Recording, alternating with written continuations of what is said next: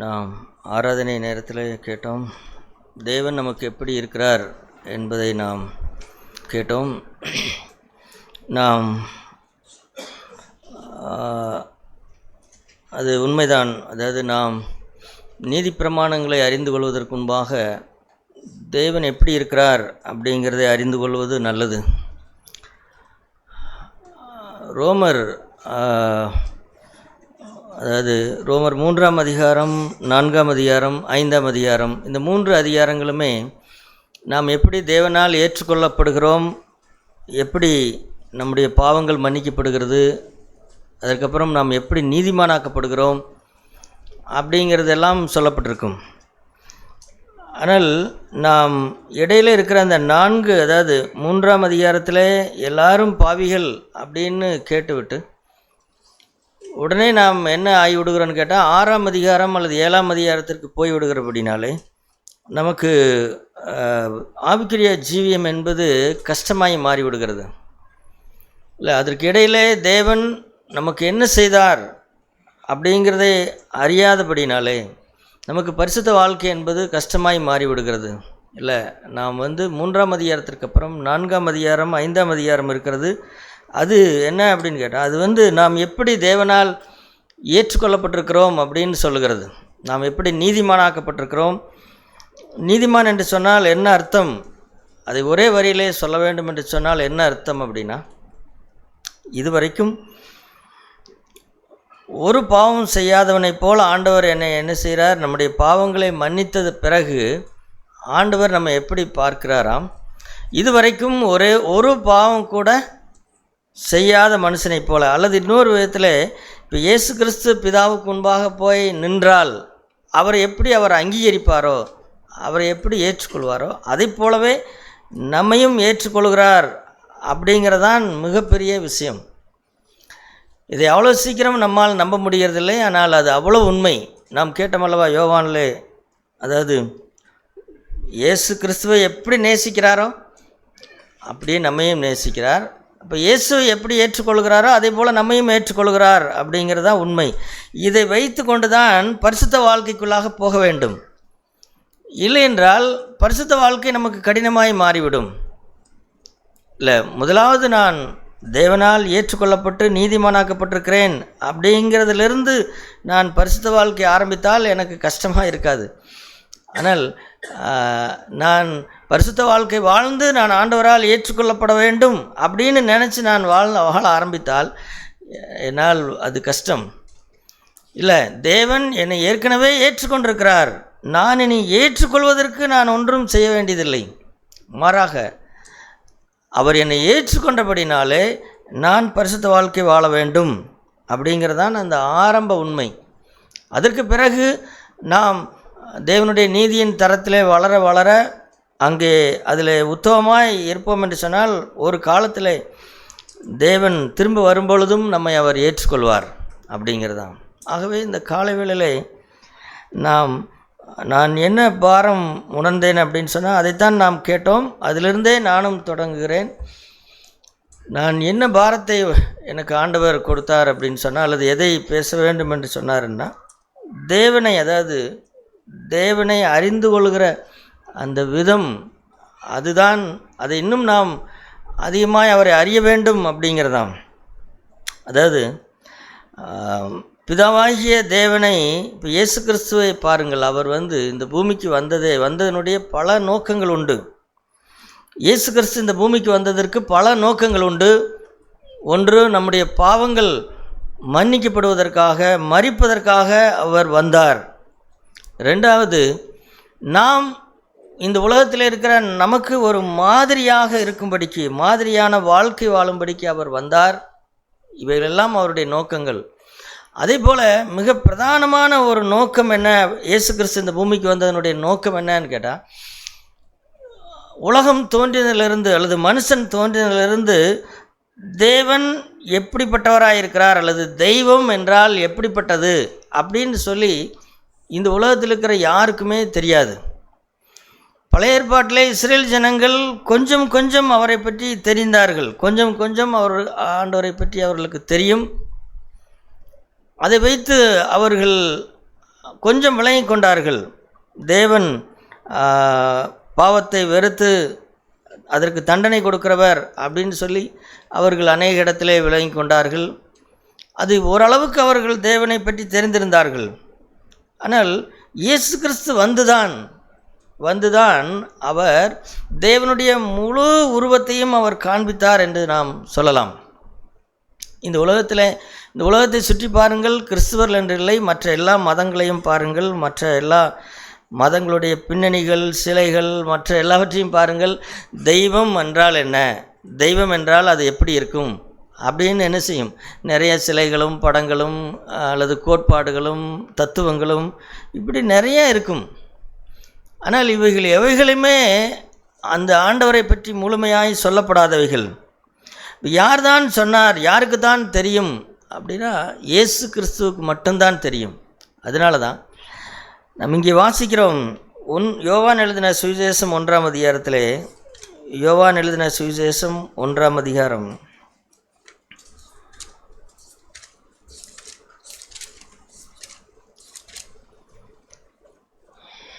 18ஆம் வசனம். யோவான் எழுதின சுவிசேஷம் 1ஆம் அதிகாரம் 18வது வசனம்.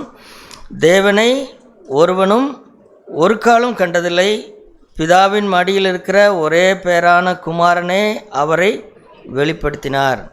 அது வரைக்கும் சகோதரர்களே, மோசே கூட கொஞ்சம் அவருடைய பின்பக்கத்தை கண்டார் அப்படின்னு சொல்லி யாத்திராகமத்தில் எழுதப்பட்டிருக்கும்.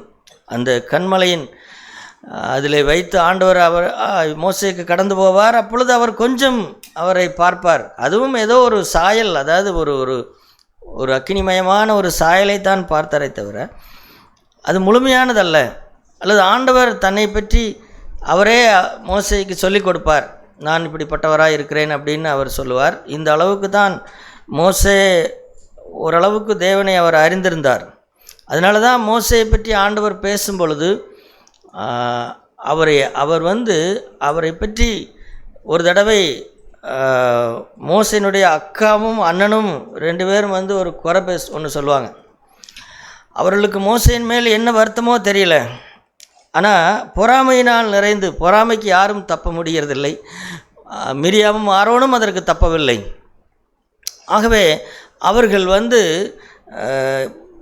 மோசே திருமணம் செய்து வைத்த அவருடைய திருமண வாழ்க்கையை பற்றி ஒரு குறை கண்டுபிடித்தார்கள். அதை வைத்து அவரோடு தர்க்கம் பண்ணினார்கள். அந்த வசனத்தை பாருங்கள், என்னாகும் புஸ்தகத்தில் அது இருக்கும். என்னாகவும் 17ஆம் அதிகாரம் என்று நினைக்கிறேன். என்னாகும் புஸ்தகம், அதில் இருக்கிற ஒரே ஒரு முக்கியத்தை மட்டும் பார்த்துவிட்டு நாம் திரும்ப வந்து விடுவோம்.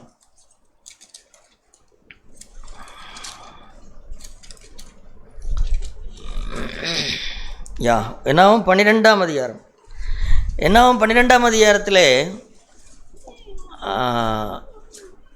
திருமண விஷயத்தில் மோசையுடைய திருமண காரியத்தை பற்றி முறுமுறுத்து அதில் தொடங்கினாங்க. அதில் தொடங்கி அப்புறம் கடைசியில் எங்கே வந்துட்டாங்கன்னா, எங்களை கொண்டு கர்த்தர் 2ஆம் வசனத்தில் கர்த்தர் மோசையை கொண்டு மாத்திரம்தான் பேசினாரா, எங்களை கொண்டும் அவர் பேசினது இல்லையா? ஏன்னா அவரவே நீங்கள் ரொம்ப முக்கியப்படுத்துகிறீங்க, அவர் மூலமாக தான் மட்டும் ஆண்டவர் பேசுகிறாரா, எங்கள் மூலியமெல்லாம் பேசலையா அப்படிங்கிற மாதிரி. இதை மற்றவர்கள் சொல்லியிருந்தால் பரவாயில்ல, கோராகு சொல்லியிருந்தால் பரவாயில்ல, ஆனால் மோசையோடு கூட இருந்த மிரியாமும் ஆரோனுமே என்ன இல்லைன்னு கேட்டால் அந்த புரிதல் அவர்களுக்கு இல்லை. பாருங்கள், சகோதர ஐக்கியம் என்பது சகோதர சொல்லு. மோசையும் ஆரோனும், அதாவது மிரியாமும் ஆரோனும் மோசையோடு கூட பிறந்தவர்கள். ஆனாலும் இந்த ஐக்கியம் உண்டாகலை. பாருங்கள், அவங்களுக்குள்ள சேர்ந்து மிகப்பெரிய ஊழியத்தை செய்தார்கள். இந்த உலகத்திலே மிகப்பெரிய ஊழியம் அது. அந்த காலத்திலே எகிப்திலே ஆண்டவர் செய்த அந்த 10 வாதைகள், இஸ்ரவேலின் வனாந்தர பயணம், இவைகளெல்லாம் பார்த்தால் அது ஒரு மிகப்பெரிய ஊழியம். மிரியாம் ஒரு தீர்க்கதரிசியாக இருந்தால், ஆரோன் மோசேயினுடைய வாயாக இருந்தார். இப்படிப்பட்ட ஊழியத்தை செய்தும் கூட, இப்படிப்பட்ட வல்லமையான ஊழியத்தை செய்தும் கூட அவர்களுக்குள்ளாக என்னில்லை, ஐக்கியம் இல்லை. அதான் புதிய ஏற்பாட்டுக்கும் பழைய ஏற்பாட்டுக்கும் உள்ள வித்தியாசம். பழைய ஏற்பாட்டில் இதற்கு 3 பேரும் கூட பிறந்தவர்கள், ஒன்றாக பிறந்தவர்கள், இருந்த போதிலேயும் ஐக்கியம் இல்லை. பாருங்கள், அப்போ என்னன்னு கேட்டால், வல்லமையாய் ஊழியம் செய்கிறவர்கள் ஐக்கியமாக இருக்கிறார்கள் என்று சொல்ல முடியாது. அதனால தான் அருமையான சகோதரர்களே, சபையிலே ஐக்கியம் என்பது மிக மிக முக்கியம். எந்த பொறாமையும் இல்லாமல், எந்த போட்டியும் இல்லாமல், அதுதான் மிக மிக முக்கியம். நீங்கள் வெறுமனே ஊழியத்தை பார்த்து இன்றைக்கு ஏமாந்து போய்விடாதிருங்கள். இல்லை, அநேகர் வல்லமையாக ஊழியம் செய்கிறார்கள். ஆனால் என்ன இல்லைன்னு கேட்டால், இந்த போட்டிக்கு தப்புகிறதில்லை, பொறாமைக்கு தப்புகிறதில்லை. ஆகவே அவரவர்கள் தனித்தனியாய் பிரிந்து போய் விடுகிறார்கள். இன்றைக்கு ஏன் கிறிஸ்துவ உலகத்திலே இத்தனை ஊழியங்கள் இருக்கிறது? இதெல்லாம் தேவனால் உண்டானதான்னு கேட்டால் இல்லவே இல்லை. இயேசு விடுவிக்கிறார், இயேசு நடத்துகிறார், இயேசு அழுகிறார், இயேசு சிரிக்கிறார், இயேசு வருகிறார், போகிறார். இத்தனை வைக்கணுமா? இத்தனை ஊழியங்கள் வைக்கணுமா? ஏன் இவர் எல்லாரும் ஒன்றாக இருந்து செய்யக்கூடாதா? அல்லது ஒரு தலைமையின் கீழேருந்து செய்யக்கூடாதுன்னு கேட்டால் அதெல்லாம் முடியாது. அதெல்லாம் முடியாது. கர்த்தரனை இப்படி நடத்துகிறார், கர்த்தரனை இப்படி நடத்துகிறார். இல்லை, கர்த்தர் இப்படியெல்லாம் நடத்துகிறது கிடையாது. எனவே தான் இது ஒரு ரகசியம் சகோதர சொல்லே. ஒரு தலைமைத்துவத்தின் கீழிருந்து நான் அமைதியாக இருந்து ஒரு ஊழியம் செய்கிறது, ஒரு சுவிசேஷ ஊழியம் செய்கிறதா இருக்கலாம், அல்லது எந்த ஊழியம் செய்கிறதா இருக்கலாம், ஒரு தலைமைத்துவத்தின் கீழிருந்து அல்லது ஒரு சபையிலிருந்து செய்கிறது என்பது அதற்கு யாரும் ஒப்புக் கொடுக்கிறதே கிடையாது. ஏனென்றால் நான் தனியாக தெரிய வேண்டும், நான் தனியாக தெரிய வேண்டும், நான் ஒன்றை ஆரம்பிக்க வேண்டும். ஆகவே இதில் எல்லாம் என்னன்னு கேட்டால், பிறரோடு ஒத்துப்போய் பிறருக்கு கீழாக இருந்து பிறரோடு ஐக்கியமாக இருந்து எந்தவித தனக்கானதை தேடாமல் இருந்து ஊழியம் செய்கிறவர்கள் இல்லை. ஆகவே அதுதான் வெளியில் உள்ள நிலைமை. ஆனால் சபையிலே சகோதரர்களே, நாம் எப்படிப்பட்ட வரங்களுடையவர்களாக இருந்தாலும் பரவாயில்ல, அவைகள் எல்லாமே இப்படி தான் செய்யப்பட வேண்டும். ஒரு சபைக்கு அடங்கி இருந்து சபையிலே நான் இருந்து எனக்கு என்ன திறமைகள் இருந்தாலும் சரி, எனக்கு என்ன திறமைகள் இல்லாவிட்டாலும் சரி, நானும் எனக்கு மேலே இருக்கிற சகோதரனை முக்கியப்படுத்தி அவர்களுக்காக ஜெபித்து அவர்களை தாங்கி எந்தவித பொறாமை இல்லாமல் போட்டி இல்லாமல், அதுதான் சரியான ஊழியம். ஆகவே சபையில் இதுதான் சபை, இப்படிப்பட்ட சபையை தான் ஆண்டவர் கட்ட விரும்புகிறார், இப்படிப்பட்ட ஊழியத்தை தான் கட்ட விரும்புகிறார். இப்படி சும்மா தனித்தனியாக நினச்சவங்கெல்லாம் தாந்தோன்றித்தனமாக செய்கிறதெல்லாம் என்ன இல்லைன்னு கேட்டால், அது ஏதோ ஒன்றை செய்கிறார்களே தவிர இந்த பூரணம் என்ன இல்லை, இந்த பூரணம் வராது, இந்த பூரணம் இல்லை. மோசே மிரியாம் ஆரோனுடைய ஊழியத்திலையும் அந்த பூரணம் வரல பாருங்கள். எந்த பூரணம்? அந்த ஐக்கியம் வரல. சரி, இப்போ என்னன்னு கேட்டால், இப்படி சொன்ன உடனே கர்த்தர் உடனே என்ன செய்கிறார்? கர்த்தர் உடனே 3 பேரையும் கூப்பிடுகிறார். நீங்கள் 3 பேரும் வாருங்கள் அப்படிங்கிறாரு. இப்படி வர சொல்லிட்டு அவர் சொல்கிறார். யாருக்கிட்ட சொல்கிறார் அப்படின்னா, ஆரோனையும் மிரியாமையும் கூப்பிட்டார் அப்படின்னு 5ஆம் வசனத்தில் எழுதப்பட்டிருக்கிறது. அவர்கள் இருவரும் போனார்கள், ஆண்டவருக்கு பக்கத்தில் போனாங்க. அவங்கள வச்சுக்கிட்டு தான் அவர் சொல்கிறார். அவங்கள 2 பேர்த்தையும் நிறுத்தி வச்சுக்கிட்டு தான் சொல்கிறார். என் வார்த்தையை கேளுங்கள், என் வார்த்தை 2 பேர் நல்லா கேளுங்க அப்படின்னு சொல்கிறார். யாருக்கு முன்பாக நிற்கிறார்கள்? தேவனுக்கு முன்பாக நிற்கிறார்கள், மிரியாவும் ஆரோனும். அவர் சொல்கிறார், உங்களுக்குள்ளே ஒருவன் தீர்க்கதரிசியாக இருந்தால் கர்த்தராகிய நான் தரிசனத்தில் என்னை அவனுக்கு வெளிப்படுத்தி சொப்பனத்தில் அவனோடு கூட பேசுவேன். இந்த வசனம் இங்கே ஆண்டவர் இந்த அதை 2ஆக பிரிக்கிறார் பாருங்கள். எதை 2ஆக பிரிக்கிறார்னா, உங்களுக்குள்ளே ஒருவன் தீர்க்கதரிசியாக இருந்தால் அவனுக்கு நான் தரிசனத்திலே என்னை அவனுக்கு வெளிப்படுத்தி சொப்பனத்தில் அவனோடு கூட பேசுவேன். இப்போ இந்த வசனத்தை மட்டும் நீங்கள் படித்தீங்கன்னா, ஆஹா ஓஹோ அற்புதம் அதிசயம், இப்படி தான் இருக்கணும் அப்படின்னு சொல்லுவோம். ஆனால் அடுத்து என்ன சொல்லுகிறார்? என் தாசனாகிய மோசேயோ அப்படிப்பட்டவன் அல்ல. எப்படிப்பட்டவன் அல்ல? அவன் ஒரு தீர்க்கதரிசி அல்ல. உங்களில் ஒருவன் தீர்க்கதரிசியாக இருந்தால் அவனோடு நான் சொப்பனத்தில் பேசுவேன், தரிசனத்தில் பேசுவேன். இதை விட என்ன வேணும்? இதை விட என்ன வேணும்? இன்றைக்கு கிறிஸ்துவ உலகத்தில் அதானே பேசுகிறாங்க. சொப்பனம் தரிசனம், சொப்பனம் தரிசனம், சொப்பனம் தரிசனம். ஆனால் இவைகள் அல்ல, இவைகள் அல்ல. அது வெறும் தீர்க்கதரிசி. வெறும் தீர்க்கதரிசி கேட்டால் அப்படி பேசலாம், நல்லது. அதை நம்பி வாரி அணைத்து கொண்டு அதை பெரிதாய் பேச வேண்டாம். அதற்கடுத்தது என்னன்னு கேட்டால், என் தாசனாகிய மோசேயோ அப்படிப்பட்டவன் அல்ல. சரி, அவன் என்னங்க விசேஷம்? அவனுக்கு என்ன விசேஷத்தை நீங்கள் காண்பிக்கிறீங்க அப்படின்னா, 8ஆம் வசனத்தில் நான் அவனுடன் மறைபொருளாக அல்ல முகமுகமாகவும் பிரதீட்சமாகவும் பேசுகிறேன், அவன் கர்த்தரின் சாயலை காண்கிறான். சகோதர சொல்லே, இதுதான், இதனாலே நம்முடைய எல்லாருடைய இருதயம் பற்றி பிடிக்கப்படுவதாக. தீர்க்கதரிசியாக இருக்கிறது அல்ல. தீர்க்கதரிசனம் சொல்லுகிறது நல்லது, அது ஒரு ஊழியம், அது ஜனங்களுக்கு பிரயோஜனப்படும். ஆனால் தீர்க்கதரிசனம் சொல்லுகிற வரமுடையவனாயிருந்து கர்த்தர் எனக்கு தரிசனங்களை காண்பிக்கிறதும் சொப்பனங்களை காண்பிக்கிறதும் பெரிதல்ல. அது பெரிதல்ல, அது பெரிதல்ல. மாறாக அவர் அவர் என்னோடு முகமுகமாய் பேசுகிறான், அவன் கர்த்தரின் சாயல். அப்போ எது விசேஷம் சகோதர சொரிகளே? எது விசேஷம்னு கேட்டால், பெரிய தீர்க்கதரிசியாக இருக்கிறது விசேஷம் அல்ல.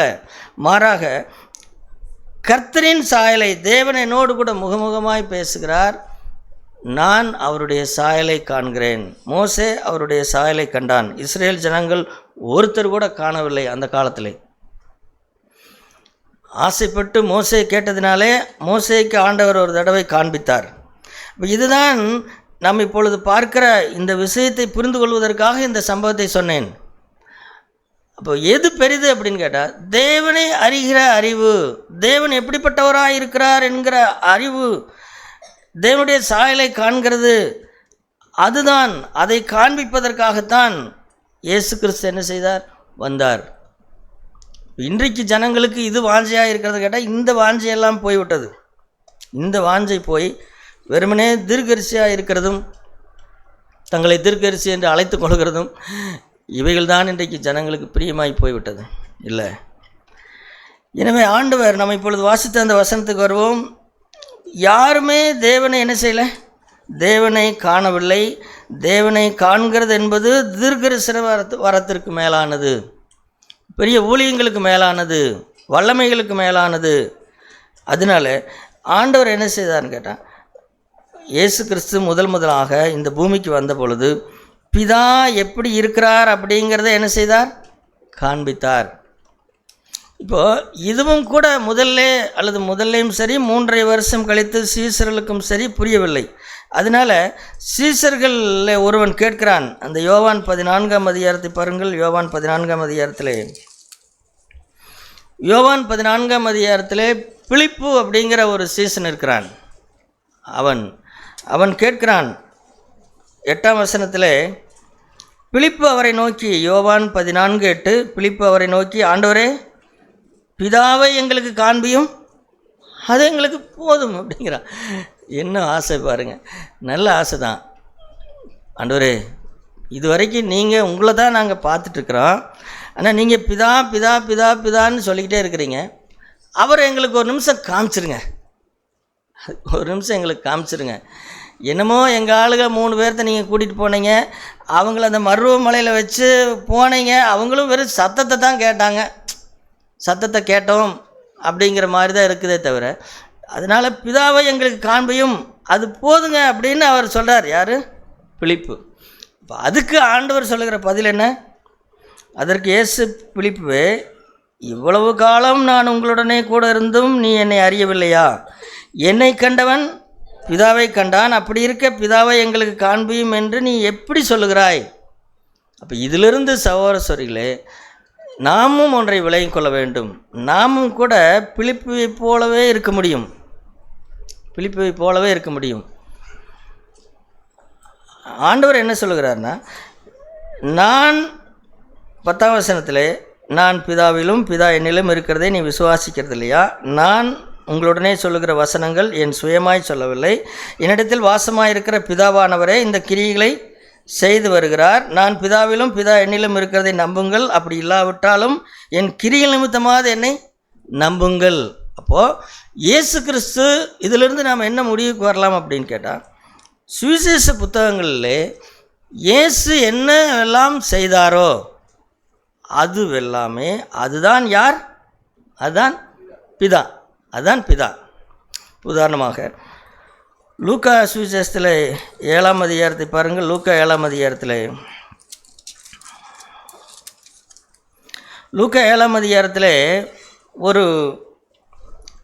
ஒரு ஊருக்கு போகிறார். அந்த ஊர் பேர் என்னன்னு கேட்டால் நாயின். 11ஆம் வசனத்தில், லூக்கா 7ஆம் அதிகாரம் 11ஆம் வசனம். மறுநாளிலே அவர் நாயின் என்னும் ஊருக்கு போனார். அவருடைய சீசர் அநேகரும் திரளான ஜனங்களும் அவருடனே கூட போனார்கள். அவர் ஊரின் வாசலுக்கு சமீபித்த போது மரித்து போன ஒருவனை அடக்கம் பண்ணும்படி கொண்டு வந்தார்கள். அவன் தன் தாய்க்கு ஒரே மகனாயிருந்தான். அவளோ கைம்பெண்ணாயிருந்தால் ஊராரில் வெகு ஜனங்கள் அவளுடனே கூட வந்தார்கள்.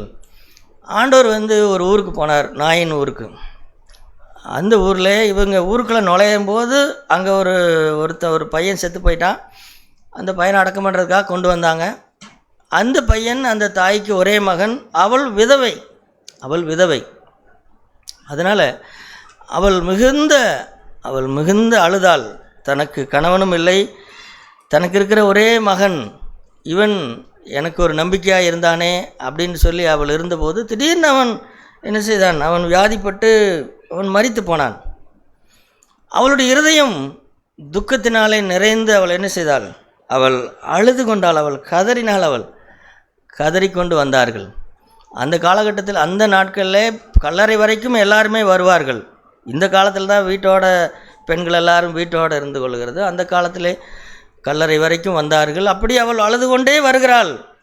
அப்படி வரும்பொழுது 13ஆம் வசனத்தை பாருங்கள். கர்த்தர் அவளை பார்த்து அவள் மேல் மனதுருகி அழாதே என்று சொன்னார். இப்போது இந்த இடத்துல தெய்வம் என்றால்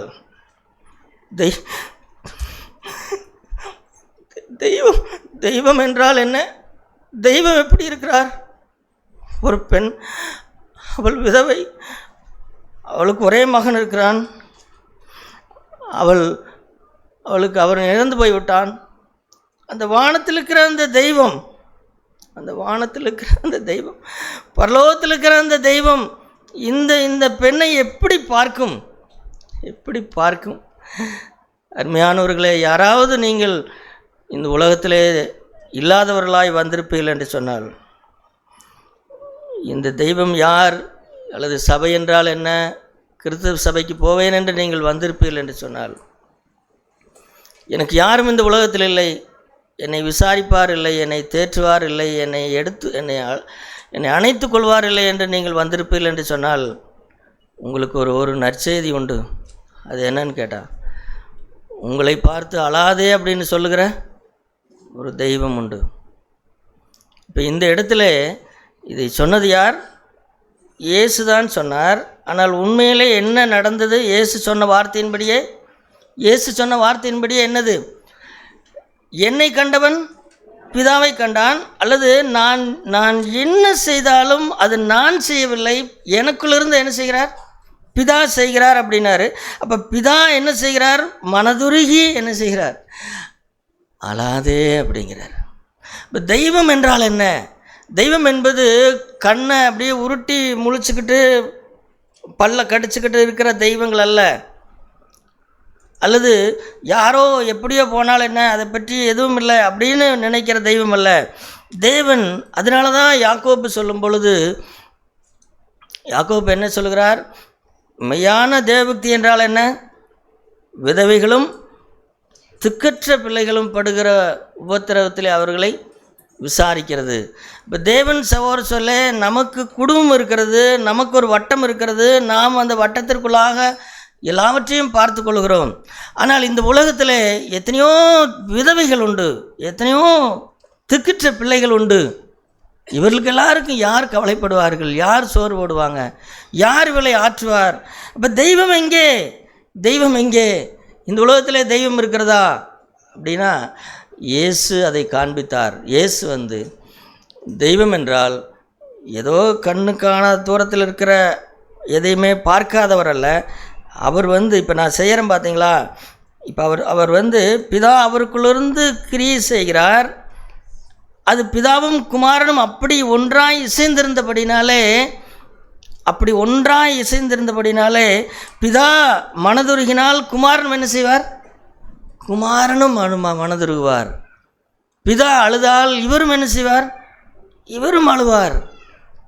அப்போ இதனால் இந்த ஒரு சம்பவம் மட்டுமல்ல, மார்க்கில் பாருங்கள், மார்க்கு சுவிசேஷத்திலையும் இப்படி இருக்கும். மார்க்கு 4ஆம் அதிகாரம் என்று நினைக்கிறேன்.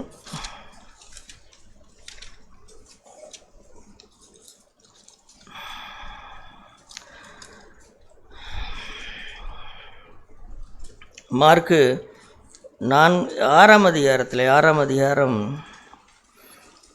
மார்க் 6ஆம் அதிகாரம் 34வது வசனத்திலே அங்கே அவர் ஒரு இடத்துல பிரசங்கம் பண்ணுகிறார். அவர் பிரசங்கம் பண்ணுகிறபோது அவருக்கு என்ன இல்லைன்னு கேட்டால், இயேசுவுக்கு இளைப்பாறுதற்கே நேரமில்லை. இந்த 31ஆம் வசனத்தில் பாருங்கள், மார்க்கு 6ஆம் அதிகாரம் 31ஆம் வசனத்தில் அவர் அவர்களை நோக்கி, வனாந்திரமான ஒரு இடத்திற்கு தனித்து சற்று இளைப்பாறும்படி போவோம் வாருங்கள் என்றார். ஏனென்றால் வருகிறவர்களும் போகிறவர்களும் அநேகராக இருந்தபடினாலே போஜனம் பண்ணுகிறதற்கு கூட அவர்களுக்கு என்ன இல்லை, சமயம் இல்லாத. சாப்பிட விடுங்கப்பா, சாப்பிட்றதுக்கு கூட நேரம் இல்லை, சாப்பிட்றதுக்கு கூட முடியல. ஏன்னா யாரோ ஒரு சாப்பாடை எடுத்து சரி இந்த வச்சிருமா அப்படின்னு கேட்டால் இன்னொருத்தர் எனக்கு ஜெபம் பண்ணுங்க அப்படின்ட்டு வந்துட்டே இருக்கிறாங்க. வர்றாங்க போகிறாங்க.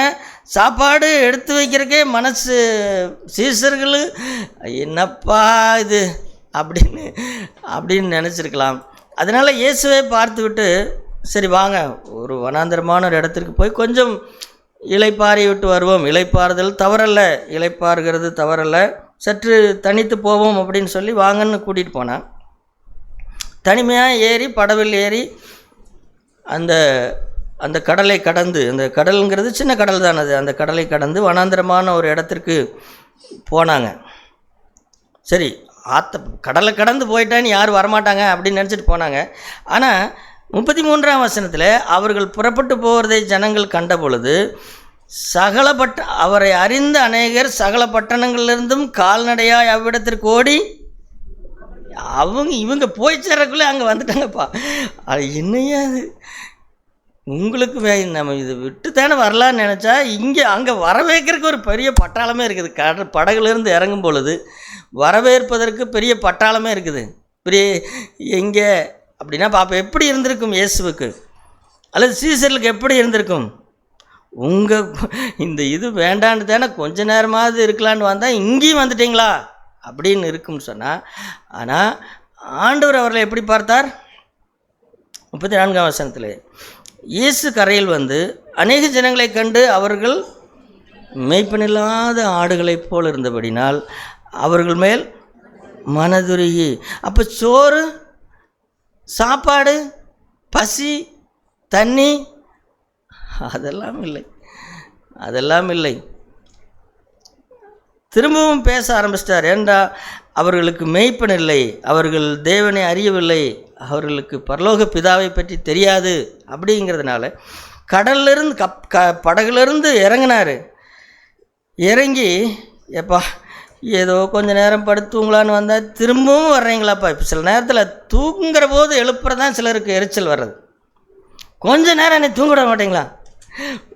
சவாரிகள் தூங்கி கொண்டிருக்கும்போது புருஷன் எந்திரி, தடப்புடனே எந்திரிச்சா என்ன வேணும், டீ போடு அப்படின்னா எப்படி இருக்கும் பார்த்துங்க, எப்படி எரிச்சல் வரும். அதை நீங்கள் போட்டு குடிக்க முடியாதா? இதுக்கு என்ன எழுப்பணுமா அப்படின்னா. ஆனால் இயேசு பாருங்கள், இப்படி வந்தவர்களை பார்த்து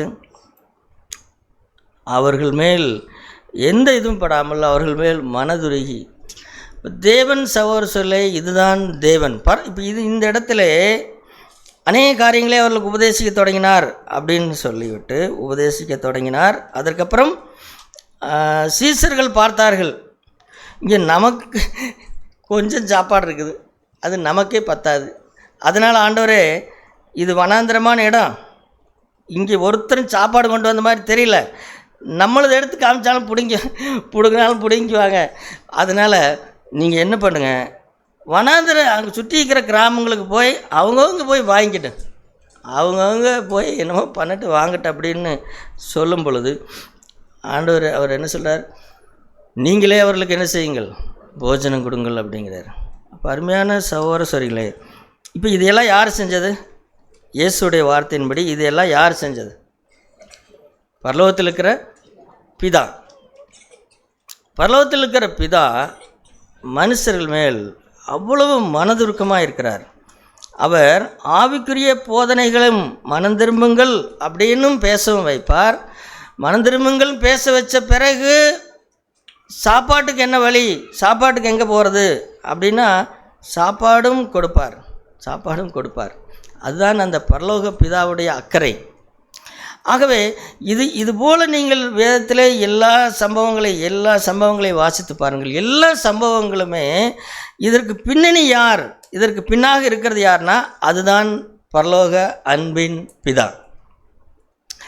ஆகவே இயேசு கிறிஸ்து தான் செய்த எல்லா காரியங்களையும் இதைத்தான் சொல்லி கொடுத்தார். ஒரு தடவை அவர்கள் கப்பலில் பிரயாணம் பண்ணினார்கள். அப்பொழுது இரவில் பெரிய புயல் கடல் உண்டாயிற்று. அந்த புயலில் இவர்கள் சொல்லுகிறார்கள், ஆண்டவரே என்ன தூங்கிட்டு இருக்கிறீங்க, இங்கே நாங்கள் செத்துக்கிட்டு இருக்கிறோம் உங்களுக்கு தெரியலையா அப்படிங்கிறது மாதிரி கவலைப்படுறாங்க. ஆனால் ஆண்டவர் எந்திரிச்சு, எங்கே உங்களுடைய விசுவாசம் எங்கே அப்படிங்கிறார்.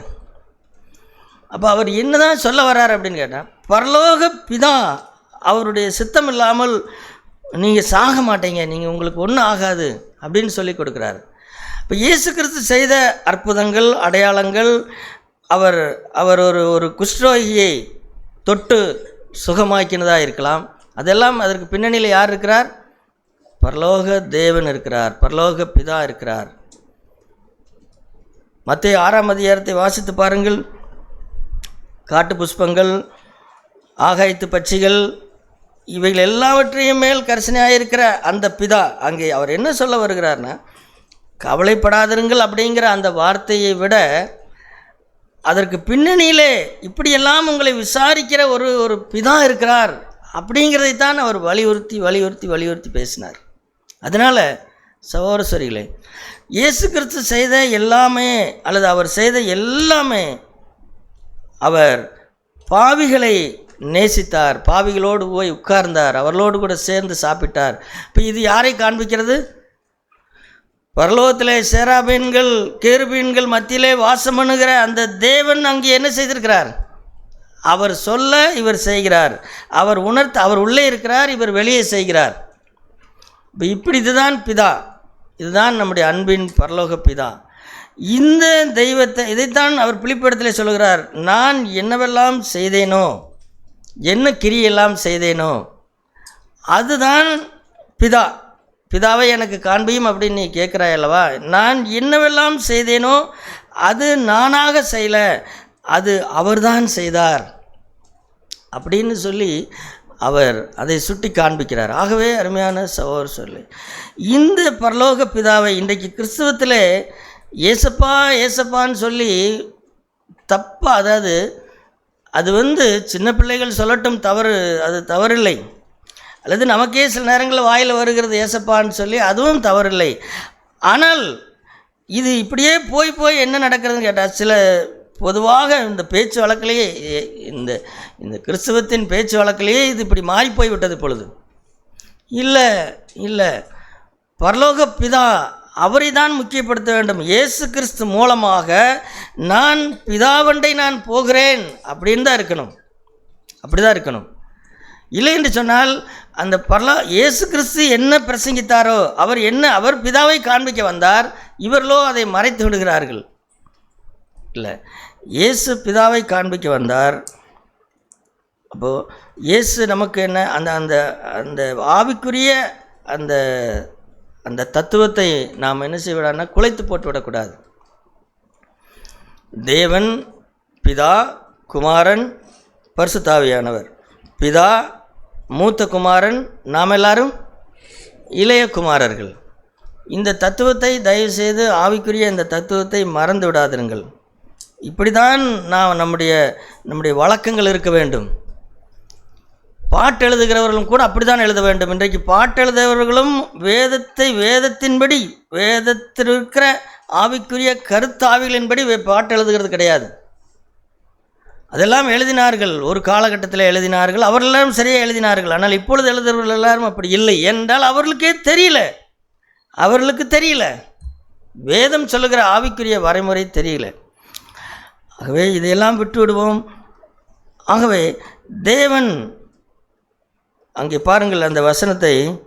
ஆகவே அந்த ரோமர் அந்த மத்தேயு 6ஆம் அதிகாரத்தில் அந்த விஷயத்தை குறித்து அங்கே பிதா, உங்கள் பிதா இப்படி இருக்கிறார், உங்கள் பிதா இப்படி இருக்கிறார், உங்கள் பிதா இப்படி இருக்கிறார், அவர் ஒரு குஷ்டரோகியை அவர் நேசிக்கிறார், ஒரு குஷ்டரோகமுள்ள அந்த கையின் சீல் வடிகிற அந்த கையின் சீலை கூட அந்த பரலோக பிதா என்ன செய்வார், அவர் துடைத்து அவனை கழுவுவார்.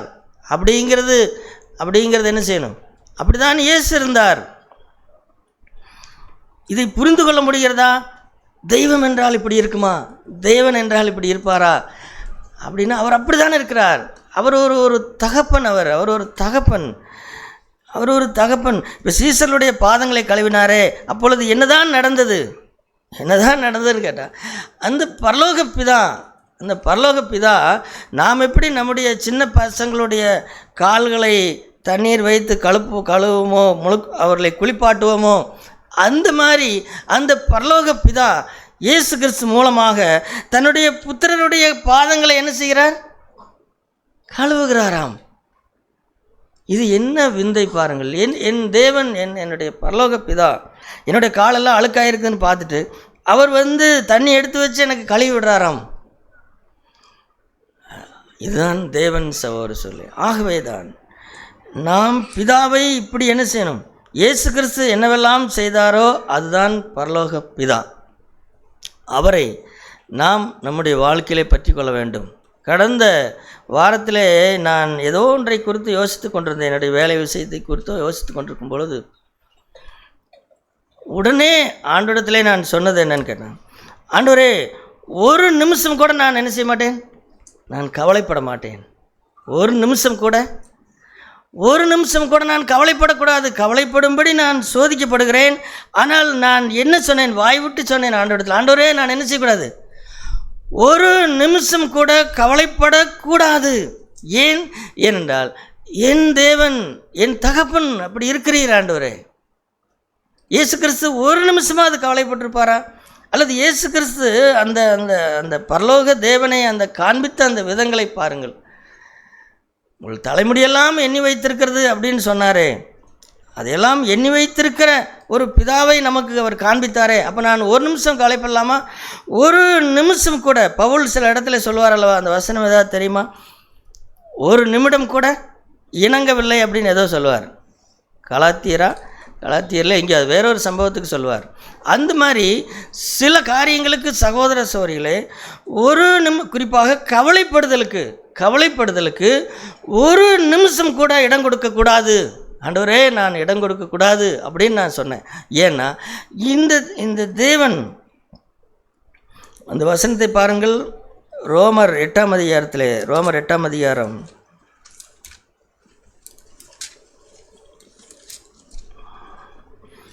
8ஆம் அதிகாரம் 32வது வசனம். தம்முடைய சொந்த குமாரன் என்றும் பாராமல் நம்ம எல்லாருக்காகவும் அவரை ஒப்பு கொடுத்தவர், அவரோட கூட மற்ற எல்லாவற்றையும் நமக்கு அருளாதிருப்பது எப்படி?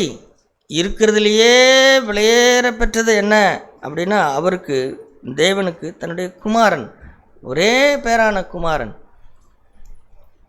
1000 குமார் இருக்கிறார்கள், 10 குமார் இருக்கிறார்கள். ஒரு குமாரனை மிஷனரி பணிக்காய் கொடுக்குறேன் என்றால் அது பெரிய விஷயம் கிடையாது.